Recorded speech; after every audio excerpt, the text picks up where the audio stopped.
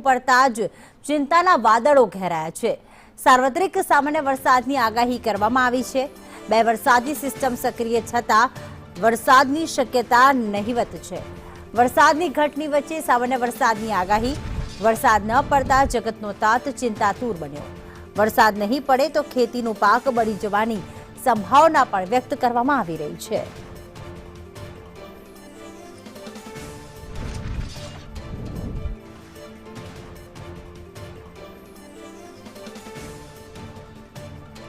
તો રાજ્યમાં ચોમાસું ધીમું પડ્યું છે, જેના કારણે ક્યાંક ચિંતાના વાદળો ઘેરાયા છે। એક તરફ વરસાદની સિસ્ટમ સક્રિય છે, તેમ છતાં જોઈએ એવો વરસાદ નથી વરસી રહ્યો અને એના જ કારણે એક લાંબો વિરામ થઈ ગયો છે। વરસાદ નથી પડ્યો ત્યારે હાલમાં જગતનો તાત પર ચિંતાતુર છે, કારણ કે જો વરસાદ નહીં પડે તો ખેતીનો પાક બળી જવાની, નિષ્ફળ જવાની ભીતિ પણ સેવાઈ રહી છે। સાર્વત્રિક સામાન્ય વરસાદની આગાહી માત્ર કરવામાં આવી।